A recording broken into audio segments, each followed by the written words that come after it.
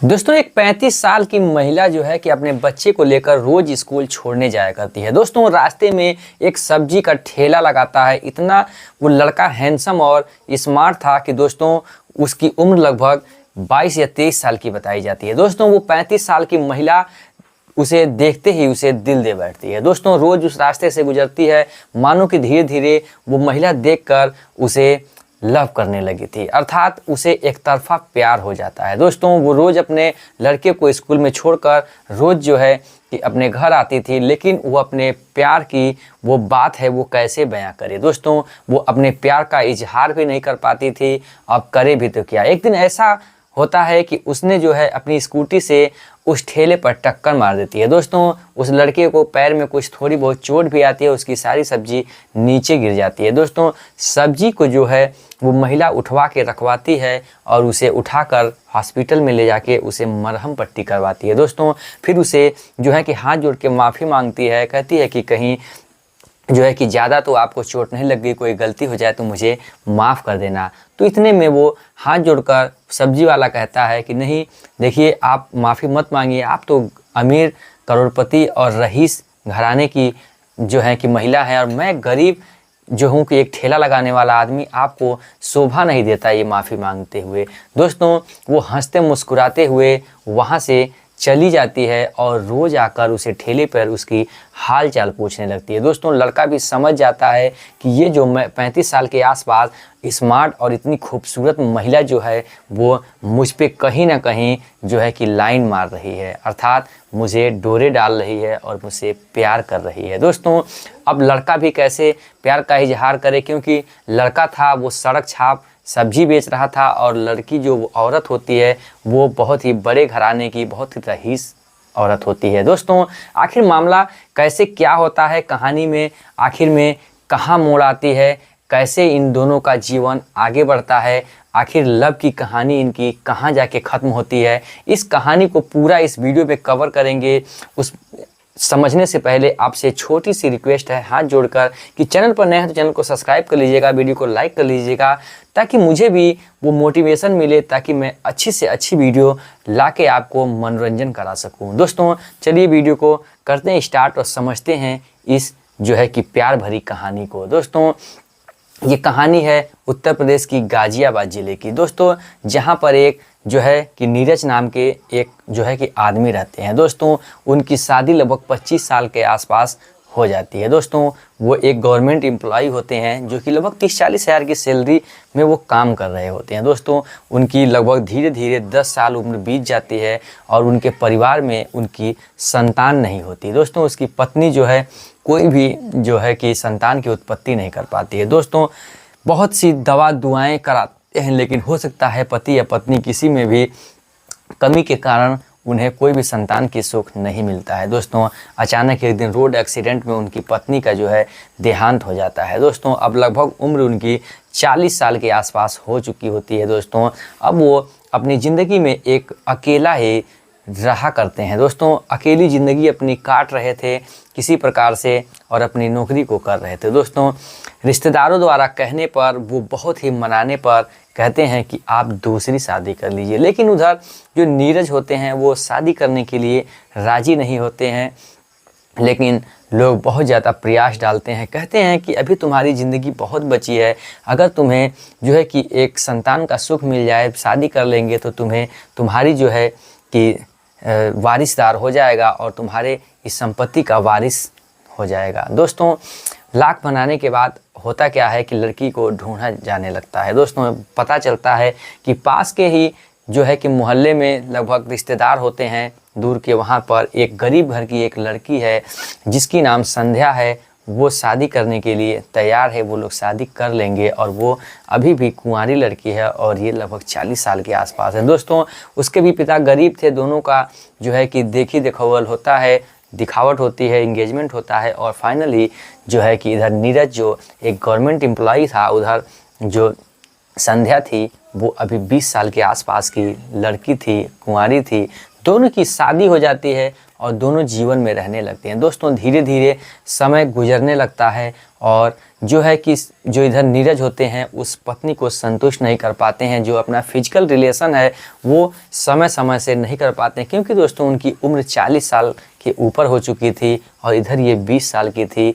अब उसे जो थी जो रिलेशन का संबंध का भूख बहुत ज़्यादा होता था और इधर ये जो थे एजेड हो चुके थे, तो ये उसे संतुष्ट नहीं कर पाते हैं। दोस्तों धीरे धीरे समय गुजरता जाता है, इनकी संतान नहीं होती है, 5-7 साल गुजर जाता है।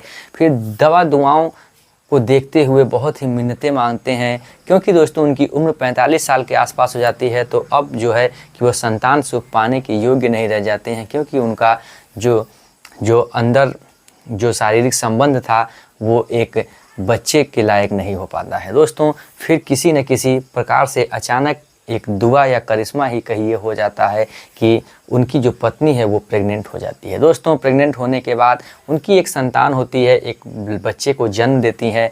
धीरे धीरे वो बच्चा पलता है, फूलता है और धीरे धीरे 5 साल का हो जाता है। दोस्तों उसका जो है कि एडमिशन पास के ही एक जो है कि स्कूल में करा दिया जाता है। इधर जो ये नीरज होते हैं इनकी उम्र धीरे धीरे 50-55 साल के आसपास होती है और ये अपने नौकरी से धीरे धीरे थक जाते हैं और 5 साल पहले ही रिजाइन देकर घर पे बैठ जाते हैं। दोस्तों इनकी उम्र 55 साल के ऊपर हो चुकी थी। अब इन्हें कुछ मतलब वो अच्छा लग भी नहीं रहा था, अब ये ड्यूटी भी नहीं कर पा रहे थे सही से, तो घर पे ही रहने लगते हैं। इधर संध्या जो होती है लगभग 30 साल के आसपास हो जाती है, 35 साल, और अपने बच्चे को स्कूल ले जाके छोड़ती है और छोड़ के घर आती है। दोस्तों सब कुछ तो इसे अच्छा कर लगता था। जो नीरज थे वो बहुत ही पैसे वाले थे, बहुत ही रईस करोड़पति एक हिसाब से कह सकते हैं रहते हैं, बहुत ही ऐशो आराम से रहती है। लेकिन रात में जब उसे जो है कि रिलेशनशिप जब बनाते हैं, लगभग 55 साल से 60 साल के आसपास उनकी उम्र थी, तो आप समझ सकते हैं कि 31 साल की महिला से वो रिलेशन कैसे बना पाएंगे। दोस्तों कहीं 2-4 दिन 10 दिन पे एक बार उनका संबंध बनता था, फिजिकल रिलेशन, और दोनों भी आपस में संतुष्ट नहीं हो पाते थे। दोस्तों उधर नीरज तो संतुष्ट हो जाते थे क्योंकि उनकी उम्र 55-60 साल हो चुकी थी, लेकिन इधर संध्या जो होती है वो संतुष्ट नहीं होती है, क्योंकि इसे रोज़ उस जो है कि रिलेशनशिप की भूख बन गई थी। क्योंकि दोस्तों ये उम्र ही ऐसा होता है 30 से 35 साल के आसपास का, जब महिलाओं को जो है कि रिलेशन का बहुत ही मन करता है। दोस्तों धीरे धीरे अब क्या होता है कि ये जो इनके पति नीरज होते हैं वो कुछ नौकरों को बातें करते देखते हैं, तो सारे अपने घर के नौकरों को भगा देते हैं और अकेले घर पे रहने लगते हैं। दोस्तों इधर जो संध्या होती है अपने बच्चे को छोड़ने स्कूल ले जाया करती है। वहाँ पर एक सब्जी का ठेला बीच में एक चौराहा पड़ता है, लगाया करता है। दोस्तों इतना वो लड़का स्मार्ट और इतना हॉट होता है जिसका नाम दीपू होता है, और वहाँ पर वो जाते हैं तो देखकर उसे मुस्कियाँ मारती हैं और वहाँ से सब्जियाँ लाया करती थी। दोस्तों दोनों में बहुत ही अच्छी बात विवाद होने लगी थी और दोनों में बात भी भाभी भाभी करके अच्छा सा होता था, और जितना भी वो पैसे मांगता था ये इधर जो संध्या थी वो दे दिया करती थी। दोस्तों धीरे धीरे उन लोगों का जो है कि दोस्ती का सिलसिला सब्जी से चलता जाता था, लेकिन संध्या कभी भी नहीं कह पाती थी उस दीपू से कि मैं तुमसे प्यार करती हूँ, क्योंकि दोस्तों संध्या की उम्र लगभग 30 साल थी, जवान और हैंडसम थी, और उसकी उम्र लगभग 22 साल थी दीपू की, वो भी जवान और हैंडसम था, दिखने में इतना स्मार्ट था कि मानो कोई भी लड़की क्यों ना उस पर मर मिटे। दोस्तों ऐसे धीरे धीरे सिलसिला बीतता रहता है। एक दिन वो जानबूझकर अपनी स्कूटी की जो है टक्कर उसके ठेले में मार देती है, उसको पैर में चोट लग जाता है, उसकी सब्जियां नीचे गिर जाती हैं। दोस्तों सब्जियां जब नीचे गिर जाती हैं तो सब्जियों को उठाकर वो रखवाने लगती हैं। रखवाते ही रखवाते दोनों के शरीर से थोड़ा थोड़ा स्पर्श होता है, टचिंग होती है, जिससे कि मानो संध्या को एक अपने प्यार की वो सहानुभूति होती है और उसे एक फीलिंग सी जगती है। दोस्तों वो जो चाह रही थी उसके शरीर से शरीर उसका टच हो रहा था और उसे अच्छा लगता है। दोस्तों ऐसा होते हुए दीपू को भी कुछ रोंगटे खड़े होने लगते हैं और धीरे धीरे मामला जो है दोस्ती में बढ़ने लगता है। दोस्तों उसका कॉन्टैक्ट नंबर ले लेती है और उसे जो चोट लगता है ले जाके एक क्लिनिक पर मरहम पट्टी करवाती है और रोज़ उसकी हाल चाल पूछने लगती है। दोस्तों एक ही 2 बार हालचाल पूछने के बाद वो डायरेक्ट ही उसे प्रपोज फ़ोन पे कर देती है कि मैं तुझसे बेतहा मोहब्बत करती हूँ, तुम्हें मैं बहुत दिन से चाहती हूँ और मैं तुम्हें जो है कि मैं लाइक करती हूँ। दोस्तों अब करे भी दीपू क्या करे, अब कहता है कि मैं कहाँ सड़क छाप गरीब आदमी ठेले पर जो सब्जियां लगाता हूँ, तुम कहाँ महलों में रहने वाली इतनी अमीर घर की लड़की हो, औरत हो, अगर परिवार वाले जानेंगे तो क्या कहेंगे। कहती है प्यार मोहब्बत रुतबा पैसा और जात धर्म देखकर नहीं होता है, मुझे प्यार हो गया है तो हो गया। वो नहीं कर पाता है दीपू, अब मजबूरन वो कहती है कि मुझे आपसे मुलाकात करना है। दोस्तों फिर वो करे क्या, अब ये जो है अब उसे क्योंकि रिलेशनशिप की भूख लगी थी उस महिला संध्या को, और इधर दीपू भी नौजवान हट्टा कट्टा जो कि लखनऊ उत्तर प्रदेश के पास गोरखपुर ज़िला पड़ता है, वहाँ से जाकर गाज़ियाबाद में ठेला लगाकर सब्जियां बेचा करता था। दोस्तों उसका ग्रुप था, कई लोग सब्जियां बेचा करते थे। अब ये भी रह नहीं पाता है क्योंकि इसे भी कई महीने हो गए थे रिलेशन बनाए। दोस्तों अपने गांव से ये गया हुआ था, अभी इसकी शादी नहीं हुई थी, तो दोस्तों ये भी हाँ कर देता है। उसकी पत्नी जो होती है नीरज की, जो जिसने प्यार का इजहार किया था, वो कहती है कि आप ऐसा करो कि मेडिकल से कुछ दवाइयाँ लाओ, जो नींद की दवाइयाँ होती है, मैं अपने पति को खिला दूंगी और ये सो जाएंगे, उसके बाद हम लोग अच्छे से अपना रिलेशन बनाएंगे। इधर जो होता है वो राज़ी हो जाता है, और फिर होता क्या है कि मेडिकलों पर कई जगह जाता है और वो दवाइयाँ लाने के लिए मांगता है, लेकिन कहीं भी दवाई नहीं मिलती है। दोस्तों जब दवाइयाँ नहीं मिलती हैं तो संध्या जो होती है वो कहती है ठीक है प्लान चेंज कर दिया जाए, जब दवा नहीं मिल रही है। दोस्तों फिर वो एक होटल बुक करती है और उसके बाद अपने पति से कहती है कि मैं ज़रा मार्केट जा रही हूँ अपनी फेशियल वगैरह चेहरे का करवाने, जो कि मुझे 4 से 6 घंटे लगेंगे और मैं लगभग शाम तक वापस लौटूंगी, और आप जो है कि बच्चे को स्कूल से पिकअप कर लेना। दोस्तों कहता है उसका पति ठीक है। वो अपना मेकअप के बहाने निकलती है और उस होटल में जाती है, और होटल का रूम नंबर वो उस दीपू को बताती है। दीपू भी पहुंचता है और उस होटल में जाने के बाद दोस्तों जो संध्या होती है दीपू को पूरा निर्वस्त्र कर देती है। दोस्तों उसे अंडरवियर पे करके पूरे कपड़े को निकलवा देती है। दोस्तों फिर अपना भी पूरा कपड़ा जो है निकाल कर केवल जो है कि निर्वस्त्र हो जाती है। दोस्तों उसके बाद वो फिजिकल रिलेशन बनाते हैं घंटों तक। दोस्तों उधर हट्टा कट्ठा जवान 22 साल का 21 साल के आसपास का लड़का दीपू जो होता है वो भी कई महीने से अपने उस वहाँ पर रह रहा था। दोस्तों वो भी उस हवस का भूखा था, वो भी रिलेशन अब बनाए ही जा रहा था। दोस्तों उधर जो संध्या थी वो भी हवस की भूखी थी, उसे भी वो जो है कि रिलेशन की वो भूख लगी थी, क्योंकि उसका जो है कि इच्छा पूरी नहीं हो रही थी। लगभग कई घंटों तक वो लोग रिलेशन बनाते हैं और थक के रुक के कईयों बार लगभग 5 या 7 बार वो लोग रिलेशन बनाते हैं। जब उनका मन संतुष्ट हो जाता है तो उस रूम से वो लोग होटल से निकलते हैं और वहाँ से जाने लगते हैं। आज जो संध्या थी वो बहुत खुश थी, क्योंकि ज़िंदगी में आज तक उसे ऐसा सुख संबंध का कभी नहीं मिला था। दोस्तों आज वो इतना जो है कि वो इस प्यार को पा ली थी। भले वो एक नाजायज़ आदमी दीपू से मिला था, लेकिन आज वो बहुत खुश थी, क्योंकि आज उसकी जो इच्छा थी वो पूरी हो गई थी। दोस्तों वो अपने घर पहुंचती है और उसके अपने पति से बताती है कि मैं ठीक है घूम आई टहल आई, और उसके बाद वो लोग रहने लगते हैं। दोस्तों अब रोज़ जो है कि इधर संध्या जो है दीपू के पास फ़ोन करने लगती है और अपने प्यार का इजहार करती है और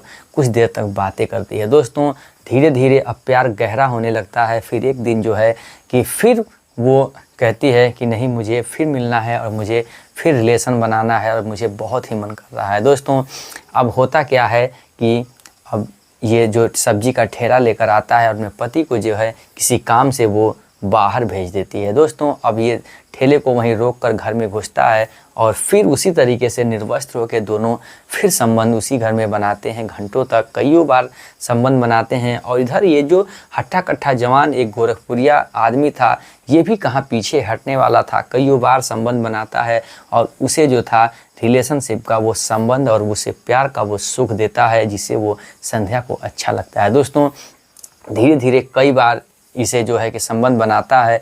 उसके बाद उसके पति को शक होने लगता है कि मेरी पत्नी लग रहा है कहीं बहक रही है और कुछ मामला है। दोस्तों फिर उसका पति उसे कुछ भला बुरा कहता है, तो उसके बाद वो पत्नी जो है संध्या उससे घंटों बात करती है, दीपू से कहती है कि आप कोई जुगाड़ बनाओ, मेरे पति को ही मेरे बीच से ही गायब कर दिया जाए, ताकि हम लोग आराम से इंजॉय करेंगे और अच्छा सा इंजॉय करेंगे, अपने जीवन में रिलेशन ही रिलेशन होगा। दोस्तों उसके बाद ये जो दीपू है वो डर जाता है, बहाने करता है कि मुझे घर पे जाना होगा, मेरी माँ की तबीयत ख़राब है और मुझे बहुत ही इमरजेंसी जाना है। तो कहती है ठीक है माँ की अगर तबीयत ख़राब है तो मेरे पास पैसे हैं, ले जाओ 4-5 लाख रुपए जो है कि आप ले जाके एंजॉय करो और अपनी माँ की जो है तबीयत में भी लगाना, और अच्छा हो जाए तो जल्द से आना और मुझे आपका इंतज़ार रहेगा। दोस्तों फिर वो वहाँ से क्या करता है कि आता है उसके घर पर और उसे पैसे देती है और ये वहाँ से ट्रेन पकड़ता है, गोरखपुर आ जाता है। दोस्तों आने के बाद नॉर्मल थोड़ी बहुत उसकी माँ की तबीयत ख़राब थी, उसको दवा कराता है। दवा कराने के बाद फ़ोन पे फ़ोन करती है, तबीयत पूछती है, बताता है सब कुछ सही है। दोस्तों फिर वो कहती है कि आप जल्दी से आ जाओ, तुम्हारे बिना मुझे जी नहीं लग रहा है, मुझे रिलेशन संबंध बनाने का बहुत मन कर रहा है, मैं तुम्हारे बिना नहीं रह पाऊँगी, मुझे बहुत ही याद आ रही है, मुझे वो सुख, मुझे वो जो चीज़ें आपके साथ मैंने गुजारे हैं वो पल वो बहुत याद आ रहे हैं, क्योंकि तुम मुझे मेरी ज़िंदगी में जितना आपने आनंद दिया है आज तक मैं ज़िंदगी में कभी नहीं पाई हूँ। दोस्तों धीरे धीरे ऐसे बातें करते करते अब ये परेशान हो जाता है दीपू और उसके नंबर को ब्लैक लिस्ट कर देता है। दोस्तों क्योंकि उसकी मनसा हो गया था कि अपने पति को मार कर मैं तुम्हारे साथ अपना जीवन बिताऊं। दोस्तों दीपू को शक हो जाता है कि कहीं अपने पति को मरवा दिया उसने और मैं उसके जुर्म में फंस जाऊंगा, मेरी भी ज़िंदगी बर्बाद हो जाएगी, इसलिए ये डर के मारे उसके नंबर को ब्लैक लिस्ट करके, और उसकी माँ की तबीयत भी नहीं ख़राब होती है और ये घर पर ही रह जाता है और वो नहीं जाता है। दोस्तों मेरी कहानी सुनाने का उद्देश्य ये नहीं था कि आपको एंजॉय और जो है कि कहानी में एक मोटिवेशन दें। दोस्तों मेरी कहानी सुनाने का मतलब ये है कि दोस्तों दीपू ने एक अच्छा दिमाग लगाया, एक अच्छा सोच रखा, ताकि उसके पति को मारने की साजिश नहीं बताई, उसके पति को मारने का प्लान नहीं बनाया।